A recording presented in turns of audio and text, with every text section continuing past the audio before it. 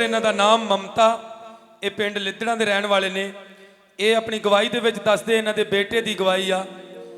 ਇਹਨਾਂ ਦਾ ਬੇਟਾ, ਉਹਨੂੰ 10 ਸਾਲ ਤੋਂ ਸਾਹ ਦੀ ਪ੍ਰੋਬਲਮ ਸੀ, ਉਹਦਾ ਸਾਹ ਰੁਕ ਜਾਂਦਾ ਸੀ। ਇਹਨਾਂ ਨੇ ਬਹੁਤ ਜ਼ਿਆਦਾ ਇਲਾਜ ਕਰਵਾਇਆ, ਬਹੁਤ ਜ਼ਿਆਦਾ ਤੇ ਜਗ੍ਹਾ ਤੇ ਲੈ ਕੇ ਗਏ, ਪਰ ਕਿਤੋਂ ਵੀ ਕੋਈ ਆਰਾਮ ਨਹੀਂ ਆਇਆ। ਇਹਨਾਂ ਨੂੰ ਲਗਭਗ 2.5 ਮਹੀਨੇ ਹੋਏ ਨੇ ਇਸ ਮਿਨਿਸਟਰੀ ਦੇ ਨਾਲ ਜੁੜੇ। ਔਰ ਜਦੋਂ ਹੀ ਪ੍ਰਭੂ ਦੀ ਹਜ਼ੂਰੀ ਦੇ ਵਿੱਚ ਆਏ, ਔਰ ਇਹਨਾਂ ਨੇ ਇਹ ਗਵਾਹੀ 'ਚ ਦੱਸਦੇ ਨੇ ਕਿ ਪ੍ਰਭੂ ਦੇ ਆਤਮਾ ਦੁਆਰਾ ਜੋ ਪ੍ਰੋਫੈਸੀਆਂ ਹੁੰਦੀਆਂ ਸਨ ਉਹਨਾਂ ਨੂੰ ਰਿਸੀਵ ਕੀਤਾ ਔਰ ਮਜ਼ਾ ਕੀਤਾ ਹੋਇਆ, ਪਰਮੇਸ਼ਰ ਦਾ ਪਵਿੱਤਰ ਲਹੂ ਲਗਾਇਆ। ਔਰ ਜਦੋਂ ਹੀ ਤੁਹਾਡੇ ਦੁਆਰਾ ਪ੍ਰੋਫੈਸੀ ਹੋਈ, ਇਹਨਾਂ ਨੇ ਮਨ ਤੋਂ ਰਿਸੀਵ ਕੀਤਾ। ਉਸੇ ਦਿਨ ਤੋਂ 2.5 ਮਹੀਨਿਆਂ ਦੇ ਵਿੱਚ, ਉਸੇ ਦਿਨ ਤੋਂ ਜਦੋਂ ਪ੍ਰਭੂ ਨੇ ਇਹਨਾਂ ਨੂੰ ਛੂਹਿਆ, ਇਹਨਾਂ ਦਾ ਬੱਚਾ ਜਿਹੜਾ 10 ਸਾਲ ਤੋਂ ਸਾਹ ਦੀ ਪ੍ਰੋਬਲਮ ਸੀ, ਔਨ ਦੀ ਸਪੋਟ ਬਿਲਕੁਲ ਚੰਗਾ ਹੋ ਚੁੱਕਾ ਪ੍ਰਭੂ ਯਿਸੂ ਮਸੀਹ ਦੇ ਨਾਮ 'ਚ। ਇਸ ਵੱਡੀ ਗਵਾਹੀ ਦੇ ਲਈ ਪ੍ਰਭੂ ਜੀ ਦਾ ਔਰ ਪ੍ਰਭੂ ਦੇ ਦਾਸ ਦਾ ਤਹਿ ਦਿਲੋਂ ਧੰਨਵਾਦ ਕਰਦੇ ਨੇ। ਬੇਟਾ, ਤੁਹਾਡਾ ਬੇਟਾ ਕਿੱਥੇ ਹੈ? ਘਰੇ। ਓਕੇ। 10 ਸਾਲ ਦੀ ਪ੍ਰੋਬਲਮ ਸੀ ਉਹਨੂੰ, ਸਾਹ ਦੀ। ਹਾਂਜੀ। ਓਕੇ।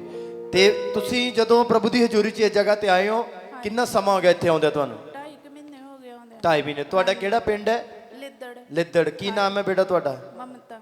ਮਮਤਾ। ਤਾਂ ਹੁਣ ਤੁਹਾਡਾ ਬੱਚਾ ਬਿਲਕੁਲ ਚੰਗਾ ਹੈ? ਹਾਂਜੀ। ਇਹ ਤਾਰੀਫ ਘੱਟ ਹੈ। ਜ਼ੋਰ ਨਾਲ, ਜ਼ੋਰ ਨਾਲ, ਜ਼ੋਰ ਨਾਲ ਮਹਿਮਾ। रोगी रोगों से पाते आराम यीशु मसीह के नाम से।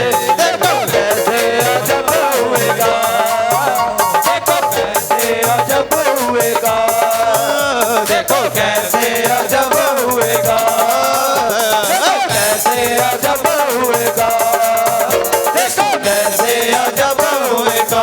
ਹਾਲੇਲੂਇਆ। 10 ਸਾਲ ਦੀ ਪ੍ਰੋਬਲਮ ਸੀ। ਕਿੰਨੇ ਸਾਲ ਦੀ ਬੋਲੋ? 10 ਸਾਲ। 10 ਸਾਲ ਤੋਂ ਇਹਦਾ ਬੱਚਾ ਪਰੇਸ਼ਾਨ ਸੀ ਸਾਹ ਦੀ ਪ੍ਰੋਬਲਮ ਨਾਲ। ਪ੍ਰਭੂ ਦੀ ਹਜ਼ੂਰੀ 'ਚ ਆਇਆ, ਫ੍ਰੀ ਹੈ। ਜ਼ੋਰ ਨਾਲ ਮੈਂ ਇੱਕ ਵਾਰੀ ਪ੍ਰਭੂ ਬਲੈਸ ਕਰੇ।